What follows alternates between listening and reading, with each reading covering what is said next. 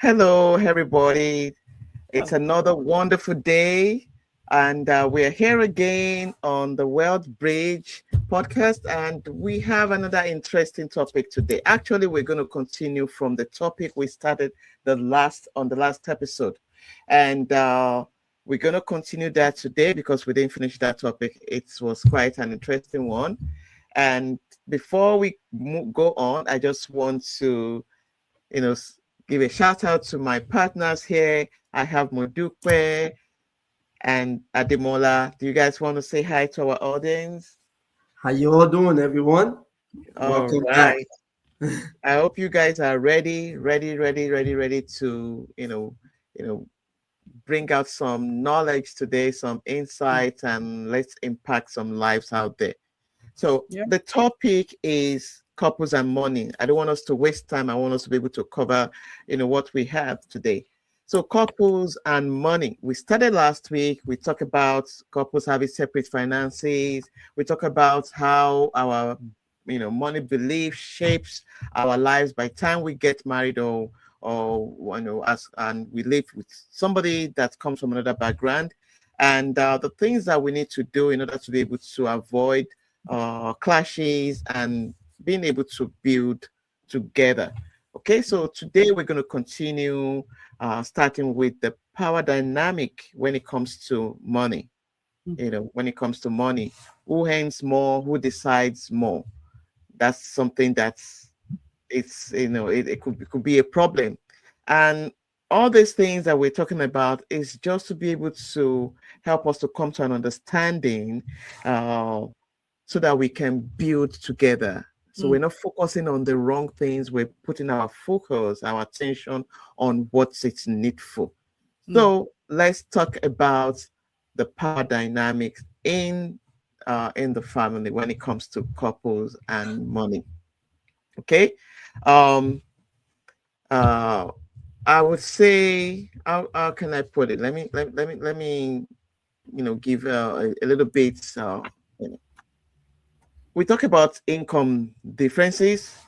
Most couples don't make the same income. But when one spouse earns more, does that mean that person is in control? Does that mean that person is the one in charge?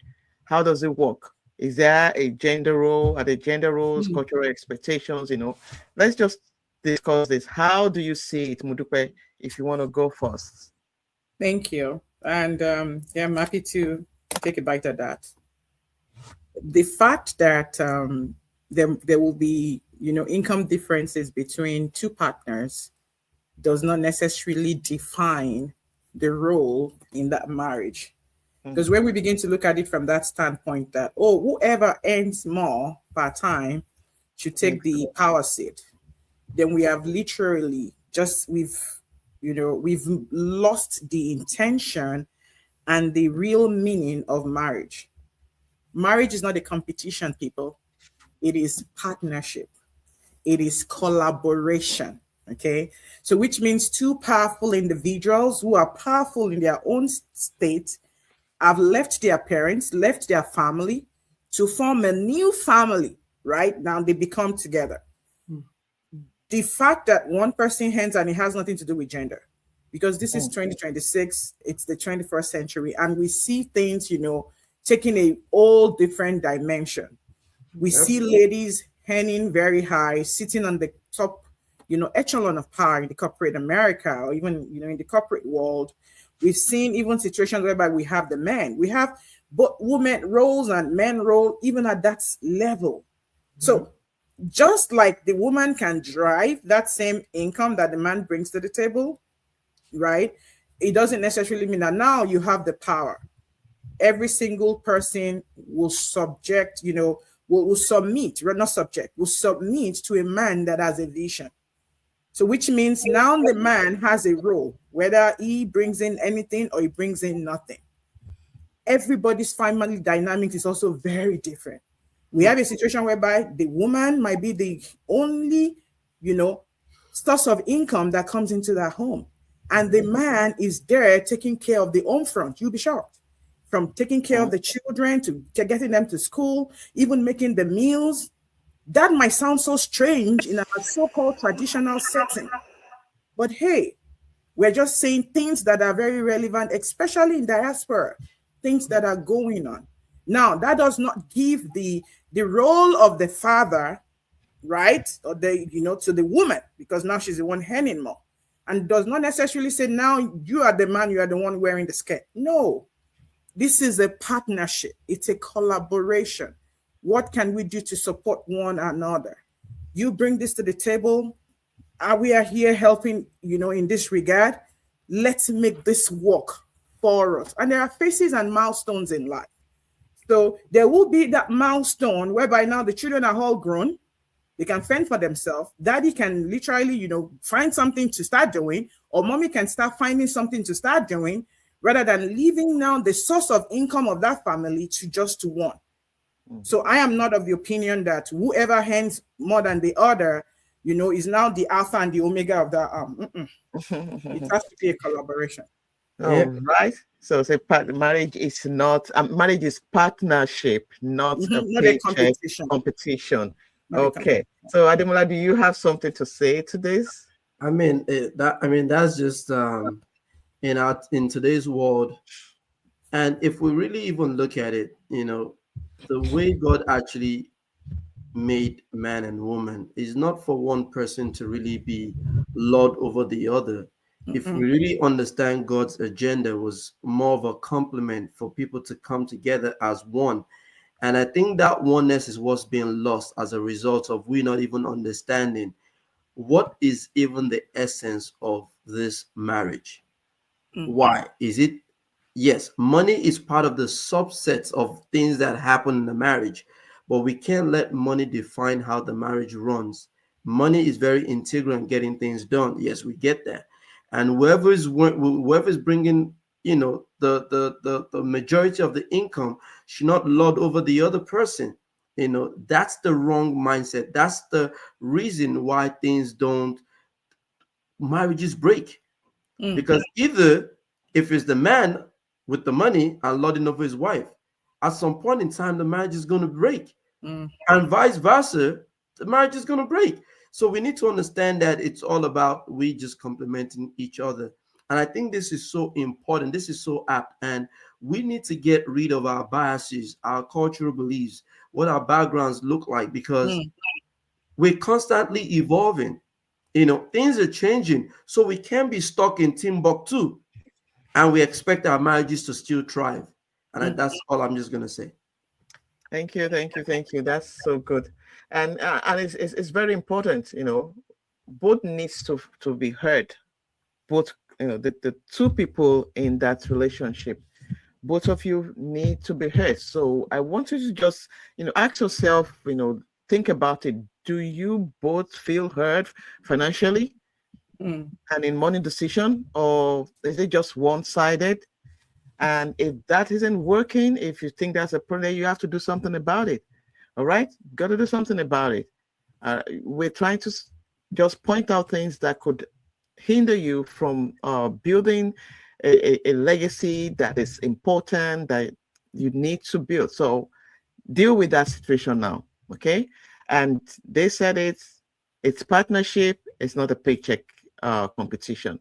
All right. So what about in the case whereby, we are African immigrants, and it is common from different levels that we have to help people back home. We have to send money home. It's something that we cannot avoid. And what are the expectations? How does this affect the marriage, the partnership in that marriage? Family expectations, is it at the expense of what we are building together? And what can we do to handle this aspect of our lives? Send the money home, helping people at home. I'll take a shot at that. Okay. I think it's very, very important that we all know we just didn't come from nowhere. We came from somewhere. That's number one thing we have to acknowledge, the fact that we all came here for for a better life, or better opportunities, greener pastures, whatever it is, whatever that means to our viewers. But it's also very important that when you left back home, there's a certain way you left back home. And it's also important that you want to give back, but you can't give back if you are not even solid yourself. If you haven't figured out your own way, anytime you get on the plane, they tell you if there's any sort of emergency when that mask drops. They always tell you to put the mask on your face first before you help the next person. So it's very, very important that you are taking care of yourself first and your family. And now you can help. And you don't have to have it all set before you can help. Nobody's saying until you have that dream house, that dream car before you can help back home. Nobody's saying that. But we're just saying that at least your family has to be in a financial safe space whereby there's some type of protection for your family. Because at the end of the day, if you pass on as the breadwinner, then who's supporting your family? Who's supporting your family? So that's very important. And when it comes to that, I think budgeting is also very key. And that's one thing that we fail. So we can have a budget whereby, this money is for money that goes home every month to support anyone. And once that budget is done for that month, then you have to wait till the next month. So that's what I'll say. I'll let Modupe, chime in on that. Thank you, Demola. And your school of thought is similar to mine. We came from somewhere. We didn't come from nowhere. We have people, that we are responsible to back home. And this is not peculiar to the Nigerian community. It's peculiar to my African immigrant community, my Filipino sisters, right? And my Asian sisters. So we have a responsibility back home to help that sister who is going to get back to high school or to college, or that aging parent who might need medical, support.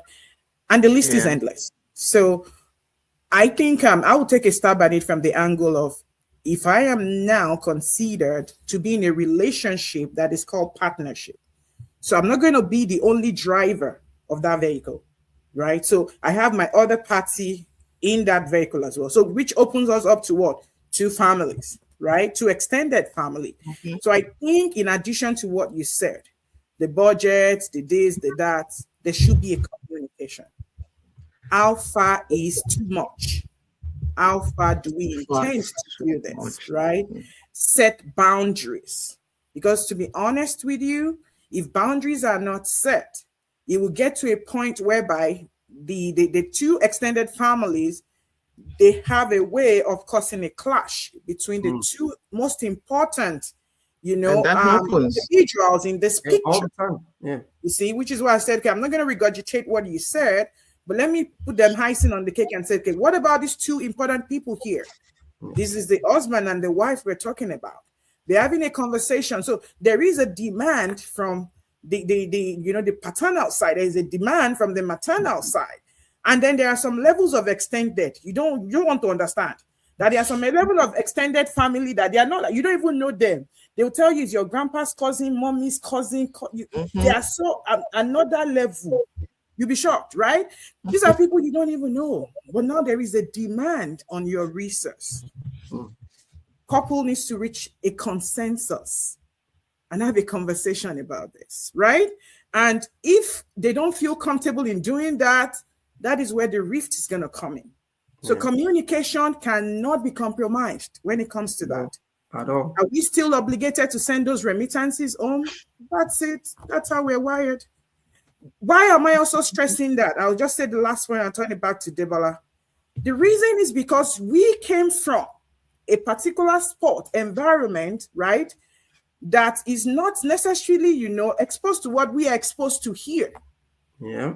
And so for many of us, the millennials and, and the Gen X, right, those born in the 70s, in the 80s, we probably understood that we have a need, we have a demand to take care of our aged parent, of our family members.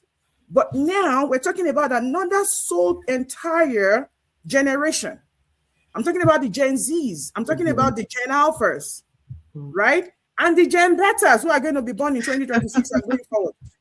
I'm not kidding. They do not understand that they have to take care of their parents. Yeah. Why? They were born into affluence. Daddy doesn't need nothing. Mommy doesn't need anything.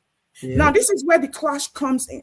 When both partners are not in consensus and understand what they have to do per time, especially about their future, they will find out that the budget you talked about, they will find out that they are constantly draining their future to take care of remittances back home. Demola, I'm going to shock you, Demola. If the coin is turned, God forbid. Vicious cycle. I don't think this same set of people that you're overly, vicious to really send these remittances home will do the same for you. Yeah. Not that we're asking for that to be done, God forbid, but I'm saying we need to put our eyes, where it really fits. Yep. Understand where is our future. How can we build generational wealth? If you don't have it, how can you give it? So many of us now drain into getting things like, well, I don't have it, but there's a demand back home. We take on loans, personal loans. We take on credits. Rule 72 is counting against us. Compound interest is counting against us.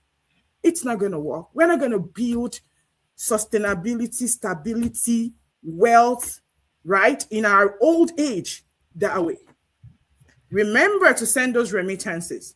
Send it with an understanding of the partner. Communicate. Reach a consensus what is to be done, right? Follow up. And to be honest, I like to say this. One of my pastors says that you are not the Alpha and Omega. So why are you trying to act like I don't understand. Do your due, and right, and you trust God that if you have more than enough, by all means, which is the level we are all trusting God to be a blessing, and not just to be blessed. Which is what the three of us are doing. We're not sitting on the level of yes, we are blessed, we're keeping quiet. We're saying, hey, we've experienced the blessing of God. But now we want to be a blessing. Let's be an avenue through which lives will be blessed, which is the reason why we're doing this podcast. That's just the important prayer. I'm just going to, and that's what puts a lot of us immigrants in that survival mode, because it's all about just what's the next thing to do? What's the next thing to do? You're working and you do, and I have to pay this bill. I have to send money here. I just want to ask our audience some of the questions that you need to ask yourself. Is this supporting people back home, helping, is it helping your future or hurting your unity with your spouse? A supporting family, is it a shared goal, a shared value, or an individual responsibility? Is it somebody, just one person that is doing it? And you need to, like I think Muduka mentioned that, so Demola, you need to decide how often you need to send it, and for how long. We're not saying we should not take care of people back home, especially our parents. It's a responsibility. We need to do that, but we need to come to terms with what is needful and what should be done and how it should be done. All right. So now we're going to talk about, the focus. How do we get back to building that wealth, to wealth building? How do we leave that survival mode? We're focusing on paying bills. Most of us, most immigrants, let me put it that way, most immigrants, it's all about you want to pay your bills. Some are trying to get their papers right, or stability and all this, and then you forget the rest. But now there has to be a shift. You have to shift from that survival mode to now building the wealth. So how do we get to that point? How do you get to that point? Let my partners, let them say a little bit, and then before we round up today, how do we go from just surviving to actually building wealth? Okay.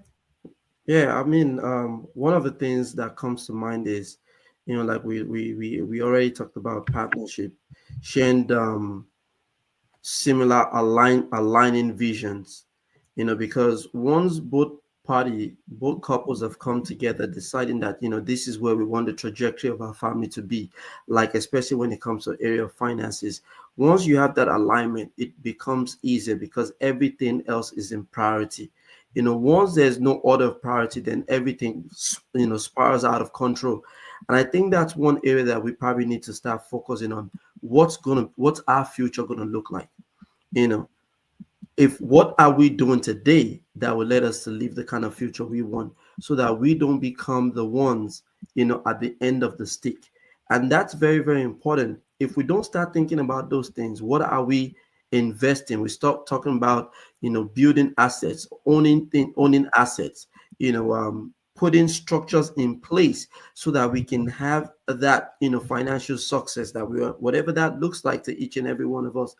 Some people want to retire sooner than what the average retirement age looks like. What does that look like when both couples come together? What is that conversation? What is that discussion? What does it look like? And I think these are some of the things that are so critical when it comes to couples coming together and actually building that generational wealth that might be a huge concern to them, or priority, if not even a concern, a priority for them. Yes, Modupe, you could. Wonderful. So building wealth is not a day journey. You know how they say Rome was not built in a day, kind of thing. Yeah. And so when we're talking wealth, there are certain concepts that will come to play. And one of the major concepts, without taking our time, and I was going to use the compounding, concept. Compounding will work when it is not truncated, when it is not interrupted, when you also start early and you let it do its time. So when it comes to conversation of, survival, immigrant, we come into this country, how do we, or when do we literally sit down, feel comfortable to building wealth? To be honest with you, many of us learned the hard way, which is one of the reasons why we're having this podcast. We're saying maybe many of us made some mistakes, very costly mistakes. And we're saying, don't make it anymore. Don't make the same mistakes so many of us made. Don't wait until, okay, yeah, I'm just surviving right now. Let me even just make sure I get myself together. Let me just make sure I'm doing that. No. You would have lost time by doing that. Many of us did that, and we're having to pay for it now. And we're saying, hey, don't do that. Compounding or building wealth should be a conversation from day one. Yeah. I'm having conversations of building wealth from the 20s now. I'm telling individuals, you're back, you're out of college, now you're earning. There is a structure. Yeah. That structure will not get in the way of your lifestyle, because you are going to also mark a particular percentage of your earning towards that lifestyle. But you know that you're not using your 10 fingers to hit. Yes. Like they will say in my mother's tongue, so many of us, not that we were literally being, anyhow spender, but we were all heavily, sending those remittances, trying to help this, trying to help that. Good intention, excellent. But because we left an environment into a new environment that is a capitalist economy. So whatever it is we earn is expected to just make you feel comfortable. It's just the basis. You're fine. You're not ever going to, break even, to be honest, when you keep on just doing the 9 to 5. Yeah. Okay. And so for individuals who come into this environment, North America to be precise, and you want to rely on a paycheck to build wealth, you just missed the boat. What should you be doing? Just like Debola asked, we're moving away from survival. We've seen it. We understood it. What we're going to do is study the environment where you are. Business ownership is what is going to make you scale through and get you into a wealthy state. Passive income. Preach it. But while you are again earning your income, paycheck, whatever you're doing, earmark something for protection, earmark something for emergency, earmark something for investment, you will be shocked at how these things will grow, how it will compound. Find yourself vehicles that work. Find yourself vehicles that compound. Every single person here are subject matter expert when it comes to the financial services space, in case you're listening to us.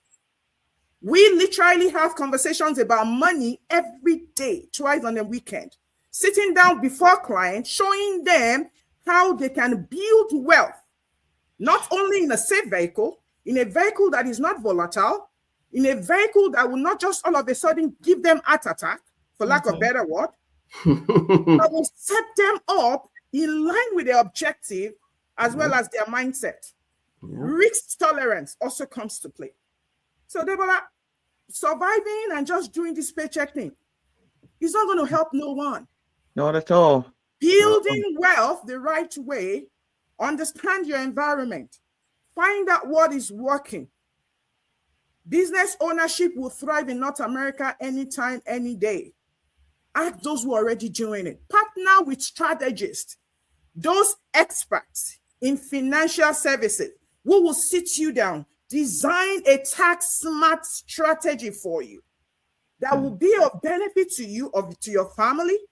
And at the end of the day, it's going to be a win-win for you. And you're doing it legitimately, ethically, and morally. Oh, yes. That's the only way to grow wealth here in America. Yes. That's the legal way to grow money, not the only way to grow money. I was, enjoying your Mudupe. Okay. All right. We have to bring this to an end for today. Let's stress that. Legal way. The legal way. Yeah. And you've heard it all. Wonderful people out there. And this, it's just so important. This is the time, to move from just getting by and start intentional wealth building together. Okay? Wealth building is faster when couples move in the same direction, not when you are, or opposite direction. And that's why we started from the root, from the source, to address some of those problems, to talk on some of those things that could prevent you from moving in the same direction. All right. So it's time for you to schedule that first money date. If you haven't been doing it, schedule that first money date. Come together, do your money check-ins, have a plan. If nothing changes, where will you be? Yeah, exactly. If nothing changes. In 10 years' time, financially, nothing is going to happen. So something has to change now. All right. So we have to bring this to a close today, and we really hope that you got something from all the conversation, from today's conversation. Drop something in the comments. Let us know what you think. Ask your questions. Subscribe to this channel. The Wealth Bridge. Share this series with married couples around you, and also let us know your thoughts. So until next time, remember, you didn't just marry for love. You married to build the future. So start building that future. Thank you, Modupe and Ademola. Let's go back and cook something for next episode of the Wealth Bridge. So we'll be back. Thank you, everyone. Always a pleasure to be with you, ladies. Bye. All right, our viewers.